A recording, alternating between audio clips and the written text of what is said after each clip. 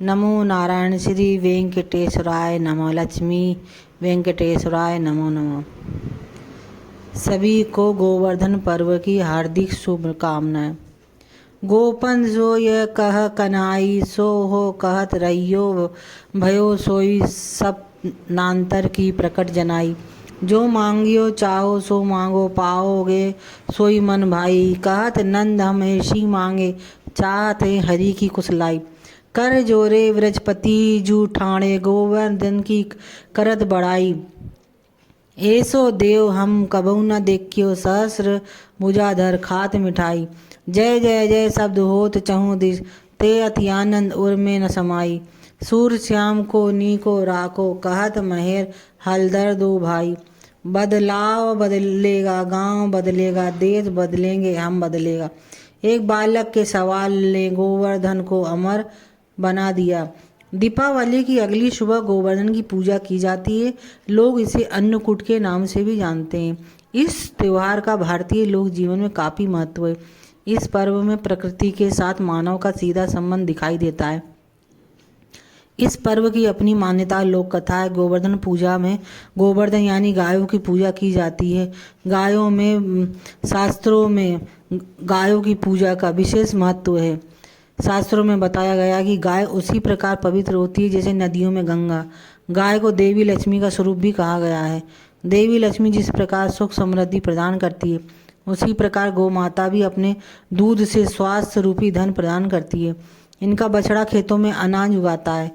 इस तरह गौ संपूर्ण मानव जाति के लिए पूजनीय और आदरणीय है। गौ के प्रति श्रद्धा प्रकट करने के लिए ही कार्तिक शुक्ल प्रतिपदा के दिन गोवर्धन की पूजा की जाती है और इसके प्रतीक रूप में गाय की। जब श्री कृष्ण ने ब्रजवासियों को मूसलाधार वर्षा से बचने के लिए 7 दिन तक गोवर्धन पर्वत को अपनी सबसे छोटी उंगली पर उठाकर रखा और गोप गोपिकाएं उसकी छाया में सुखपूर्वक रहे। 7वें दिन भगवान ने गोवर्धन को नीचे रखा। तब गोकुल वासियों ने 56 भोग बनाकर श्री कृष्ण को भोग लगाया था। इससे प्रसन्न होकर श्री कृष्ण ने हर वर्ष गोवर्धन पूजा के लिए अन्नकूट उत्सव मनाने की आज्ञा दी। तभी से ये उत्सव अन्नकूट के नाम से मनाया जाने लगा।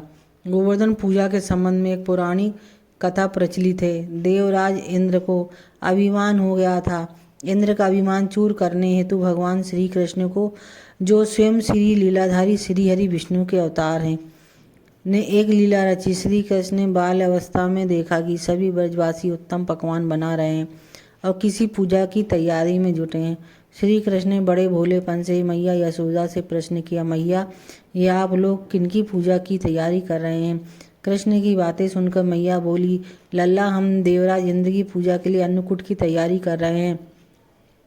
मैया के ऐसा कहने पर श्री कृष्ण बोले, मैया हम इंद्र की पूजा क्यों करते हैं? मैया ने कहा, वो वर्षा करते हैं जिससे अन्न की पैदावार होती है और हमारी गायों को चारा मिलता है। यह सुनकर भगवान श्री कृष्ण बोले, हमें तो गोवर्धन पर्वत की पूजा करनी चाहिए क्योंकि हमारी गाय वही चरती हैं। इस दृष्टि से गोवर्धन पर्वत ही पूजनीय है और इंद्र तो कभी दर्शन भी नहीं देते। वो पूजा न करने पर क्रोधित भी होते हैं। अतः ऐसे अहंकारी की पूजा नहीं करनी चाहिए। पूर्णिया के गौशाला में गाय पूजा लीलाधारी की लीला और माया से सभी ने इंद्र के बदले गोवर्धन की पूजा की। देवराज इंद्र ने इसे अपना अपमान समझा और मूसलाधार वर्षा शुरू कर दी। तब मुरलीधर ने मुरली कमर में डाली और अपनी कनिष्ठा उंगली पर पूरा गोवर्धन पर्वत उठा लिया। श्री गोवर्धन पर्वत को अपनी कनिष्ठा उंगली पर भगवान श्री कृष्ण ने धारण कर लिया और बछड़े समेत शरण लेने के लिए बुलाया। इंद्र कृष्ण की यह लीला देखकर और क्रोधित हुए। फलतः वर्षा और तेज हो गई। इंद्र लगातार 7 दिन तक मूसलाधार वर्षा करते रहे। तब उन्हें यह एहसास हुआ कि उनका मुकाबला करने वाला कोई आम मनुष्य नहीं हो सकता। अतः वे ब्रह्मा जी के पास पहुँचे और सब वृत्तांत का सुनाया। ब्रह्मा जी ने इंद्र से कहा कि आप जिस कृष्ण की बात कर रहे हैं वो भगवान विष्णु के साक्षात अंश है और पूर्ण पुरुषोत्तम नारायण है। ब्रह्मा जी के मुख से यह सुनकर इंद्र अत्यंत लज्जित हुए और श्री कृष्ण से क्षमा याचना की। श्री कृष्ण ने 7वें दिन गोवर्धन पर्वत को नीचे रखकर ब्रजवासियों को आज्ञा दी कि अब प्रतिवर्ष गोवर्धन पूजा अन्नकूट का पर्व उल्लास के साथ मनाओ। इस पौराणिक घटना के बाद से ही गोवर्धन की पूजा की जाने लगी। ब्रजवासी इस दिन गोवर्धन पर्वत की पूजा करते हैं। गाय बैल और इस दिन स्नान कराकर उन्हें रंग लगाया जाता है। उन्हें गले में नई रस्सी डाली जाती है। गाय और बैलों को गुड़ और चावल मिलाकर खिलाया जाता है। गाय बैल को स्नान कराकर फूल माला धूप चंदन आदि से उनका पूजन किया जाता है।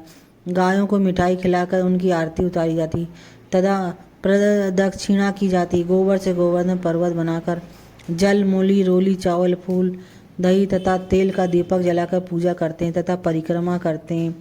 56 भोग लगा के गोवर्धन भगवान की जय जयकार की जाती। आरती ध्वनि अंत में सभी को प्रसाद वितरण किया जाता है। बोलो श्री गोवर्धन भगवान की जय। सांवरे सरकार की जय। हरे कृष्ण कृष्ण कृष्ण हरे हरे, हरे राम राम राम हरे।